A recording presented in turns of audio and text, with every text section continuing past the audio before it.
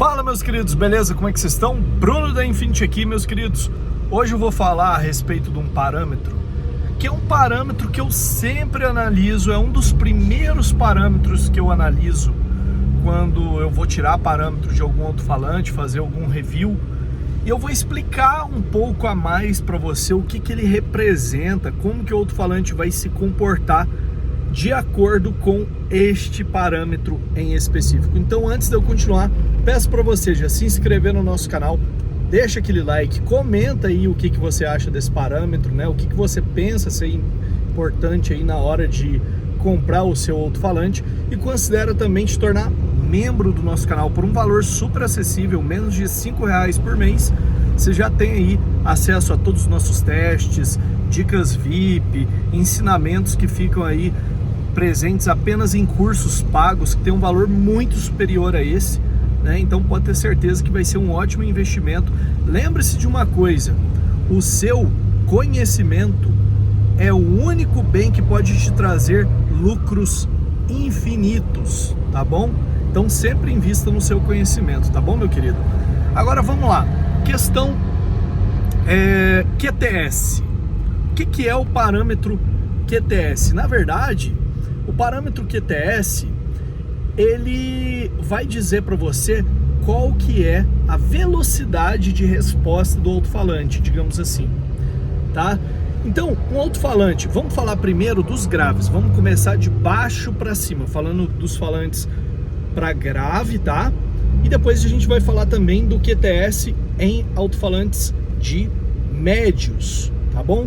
Ou médio grave também. A gente vai englobar bastante coisa, porque não é receita de bolo, e você, claro, nunca vai olhar apenas um parâmetro isoladamente, mas o QTS é um parâmetro que nos dá um norte muito grande a respeito de como que o alto-falante se comporta, tá? Então vamos lá. QTS para subwoofer. O que é um QTS interessante para o subwoofer em termos de valores? Eu particularmente acho interessante entre 0.4 até 0.7. Por que não 0.8, 0.9? Lembra que eu falei para vocês que o QTS ele indica a velocidade de resposta do alto-falante de maneira bem crua, né? De maneira assim, bem leiga. Claro que se você quiser, depois eu faço um vídeo com um aprofundamento técnico mais avançado a respeito do parâmetro, mas de maneira simples, ele vai determinar a velocidade da resposta do alto-falante a um determinado estímulo. O que é um estímulo para o alto-falante? É o sinal musical. Então, por exemplo, o alto-falante que tem a resposta mais rápida, digamos um sub que tem a resposta mais rápida, ele tende a ser melhor nas frequências dentro do range de sub, tá? Mas nas frequências um pouco mais altas, por exemplo, 60, 70, 80 Hz. É aquele sub que vai ter uma pegada um pouco mais seca e definida.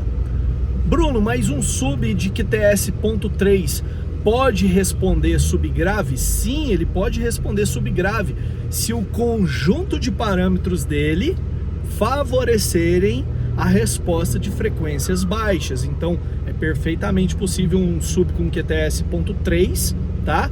Responder subgrave. Agora, um sub QTS 0.3, a especificidade dele vai estar mais em qualidade e linearidade. Ele não vai retumbar, ele não vai ressonar tão fácil. Então vai ter um grave mais definido, vai ter um grave ali, como é que eu vou dizer, mais presente nas frequências um pouco mais altas, e ele vai ter uma certa dificuldade em sintonizar as frequências baixas, embora eu disse anteriormente, ele vai sim responder, mas não vai ser o ponto forte daquele sub frequências muito baixas, tá? Pode ver aí, por exemplo, sub de hair trick, né? Tá sempre a casa do 0.65, 0.57, um exemplo, tá? Mas pode acontecer de ter um sub para hair trick super eficiente que tenha 0.3 de QTS? Pode acontecer. Só que aí você vai precisar trabalhar bem o projeto de caixa para favorecer a resposta das frequências de subgrave em si, ou daquele grave de hair trick, aquele gravão ali na casa dos 20, 30 Hz, ok? E o sub que tem um QTS lá na casa do 0.5, 0.6, 0.7, né? Qual que é a característica dele? É um sub que vai ter um grave com menos projeção, né? Ele não vai ser aquele grave de ataque, não vai ter aquele grave rápido, forte, mas ele vai ter um grave que sintoniza com muita facilidade em frequências baixas. Então você colocou aquela música com um grave estendido, o grave inicialmente não vai ter aquele punch todo, mas aquele aquela extensão da batida vem bem forte, ele sintoniza muito bem nas frequências mais baixas, em virtude dele retumbar mais. Então o sub que tem um QTS mais alto, ele retumba com mais facilidade, porém perde aquele grave com um pouco mais de projeção, aquele grave um pouco mais definido. Essa é a palavra que eu estava procurando. Então, o sub com QTS mais alto, ele tende a embolar um pouco mais o grave. O grave, em vez dele ficar tum, ele fica meio bum, entendeu? Ele não tem aquela definição do grave, assim como o sub com QTS ali na casa do 0.3, 0.4, que vai conseguir definir mais, porém é mais difícil de você sintonizar no subão, certo? E quando eu estou dizendo aqui sub, esse mesmo princípio se aplica a subões tipo gravão de 15, aí, um Tornado da vida, um SDS da vida, é o mesmo princípio que se aplica, tá bom? Agora vamos falar aqui do QTS em alto-falante de médio. Alto-falante de médio de 6, você considera aí o QTS mais baixo ali na casa do 0.4, 0.3 e o QTS mais alto na casa do 0.8, 0.9. O de 6 ele é naturalmente um pouquinho mais alto que o QTS, mesmo quando se trata de falante aí com mais definição. Agora, 8, 10 polegadas, QTS na casa do 0.25 é o médio que vai ter ali geralmente mais performance, tá? Aquele médio ali mais definido, isso 8 e 10 polegadas, por volta ali do 0.25. Vai ter aquele médio mais definido, aquela lapada mais presente, os acordes musicais bem definidos. E 8 e 10 polegadas passou de 0.5 de QTS, eu particularmente não acho legal. Começa aquele médio que o povo fala que é o médio que tá falando para dentro, sabe? Aquele médio que não tem tanta definição nas frequências um pouco mais altas, ele tem menor velocidade de resposta, então ele não consegue processar todo aquele estímulo de maneira eficiente, né? Que o estímulo é o sinal musical que está indo para ele, então ele acaba embolando um pouco, entendeu? Portanto, médios com QTS relativamente altos tendem a te trazer uma insatisfação na qualidade musical. Então você ali que gosta de um médio bem definido, falando aqui 8 e 10 polegadas, opte sempre pelo QTS ali na casa do 0.3, se possível, né? 0.4, vai lá, 0.5, já tá ali no limiar.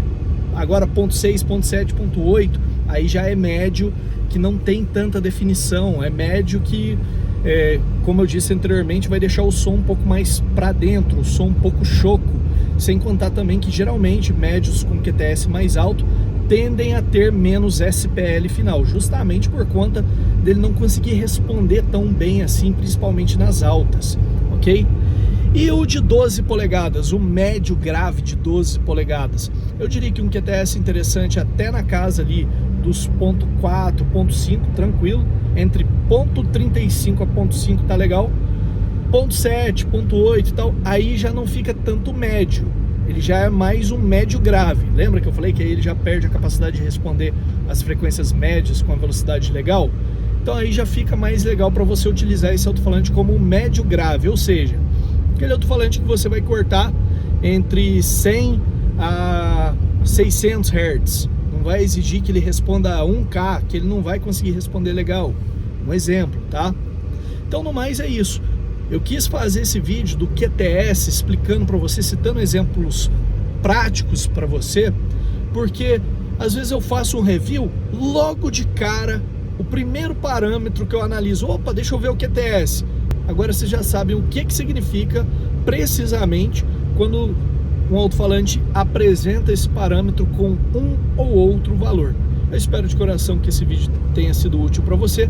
Vou ficando por aqui. Aquele abraço, fica com Deus e até a próxima.